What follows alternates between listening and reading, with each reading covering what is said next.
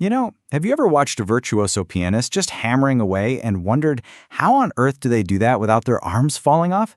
Well, it turns out there's a hidden science behind it. And what's really cool is that we're about to unpack it so that anyone, especially if you're teaching yourself, can steal these secrets and completely change how you play. Oh man, this one hits home for so many people, right? Your teacher, or maybe just a voice in your head, says, play with more feeling.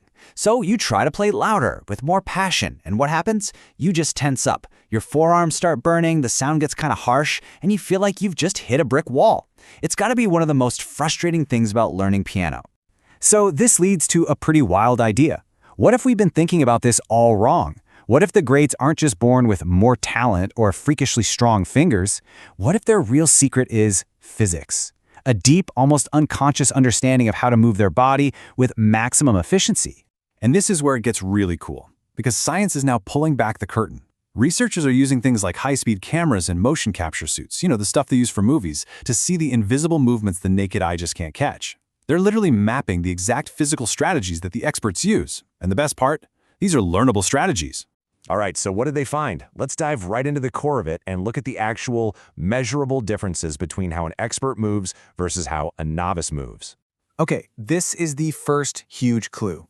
When you look at the data, the difference is night and day. A novice tends to move their whole arm, shoulder, elbow, wrist, all at once in one stiff downward push. But an expert, they move in a sequence. It's fluid. It's almost like they're cracking a whip with their entire arm. And you can really see it here. Look at the expert on the left. See how their arm just unfolds? The upper arm goes, then the forearm, then the hand. It's this beautiful, fluid wave of motion. Now look at the novice on the right. It's more like a single, rigid lever pushing straight down. That one little difference, well, it changes absolutely everything. So the million-dollar question is, how do you actually learn to move like that? Well, it all starts with understanding a really fundamental idea from biomechanics. It's called the kinetic chain. Now, kinetic chain sounds super technical, but don't worry, the idea is actually pretty simple. It's just a way of saying that all your body parts are linked together in a chain. For a pianist, that chain starts all the way down in your core, and the energy you create there can travel right up your torso, through your arm, and blast out your fingertips. It's like a chain reaction. And here's the kicker, and this is so important. Experts don't just play with their fingers or their arms. They play with their entire body. They're basically athletes. The science shows that for those really powerful notes, the movement doesn't start in the arm at all. It starts in the trunk. A little rotation of the pelvis and torso is what kicks the whole thing off. And the amount of power we're talking about here is, well, it's just insane. Check out this number. One study found that by starting the motion from your trunk, you can increase the speed of your shoulder moving forward by over 1,000%. No, that is not a typo. Over 1,000%. You're adding what scientists call effective mass to the key.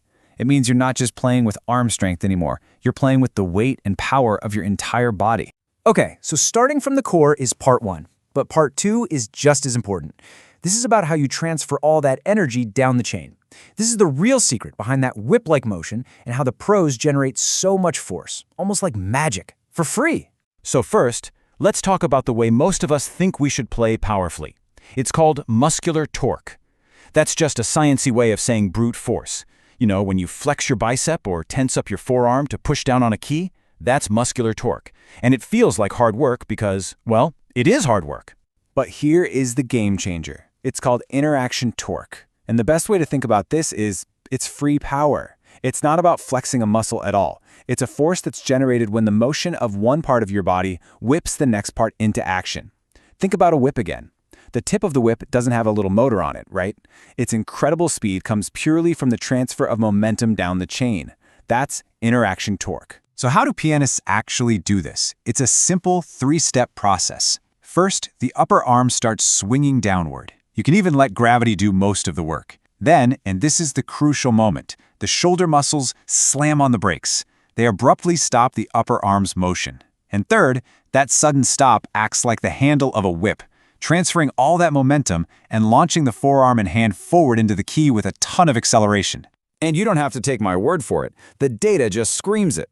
Look at the expert on the left. See that huge spike on the dashed line? That's the free power, the interaction torque at the elbow. It's enormous. Now look at the novice on the right. That dashed line is almost flat. They're doing all the work with muscular torque, that solid gray line. They're just pushing. So what does this all mean in practice? Here's the payoff. By using physics, the experts reduce the amount of direct muscle work their elbow and forearm have to do by almost 40%. Think about that. 40% less strain. This is literally the definition of playing smarter, not harder. And it's why they can play for hours without fatigue or injury. Okay, so this science stuff is fascinating, but let's connect it back to the real world of making music. Because all of these physical principles, they're the secret engine behind the actual techniques that create different sounds and feelings at the piano. Let's look at two common types of touch.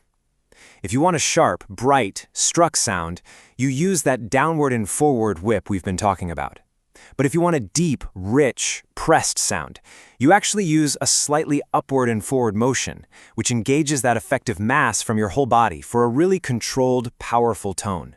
Two completely different movements for two totally different sounds. This even explains things like staccato. A staccato note isn't just about playing short, it's a physical action. Your arm has to move up and forward right after the note to get rid of the impact energy safely. A tenuto, or a long connected note, is the opposite. Your whole arm motion is designed to absorb the impact of hitting the bottom of the key. See? Every musical direction is actually a physical direction. Okay, so let's tie all this together. It's really about a whole new mindset. Especially if you're learning on your own, the goal is to shift your focus. Stop thinking only about hitting the right notes and start thinking about how your body is actually making the sound. So here's your new checklist for the next time you sit down to practice. Number 1, start your movements from your core. Feel it there first. Number 2, practice that break and whip feeling with your arm. Focus on transferring momentum, not just pushing down. Number 3, and this is huge, the split second after the note sounds, relax everything. Let all the tension go. And finally, keep your hand in a nice, strong arch. Let your bones do the work, not your tiny muscles. So, I want to leave you with this one final thought.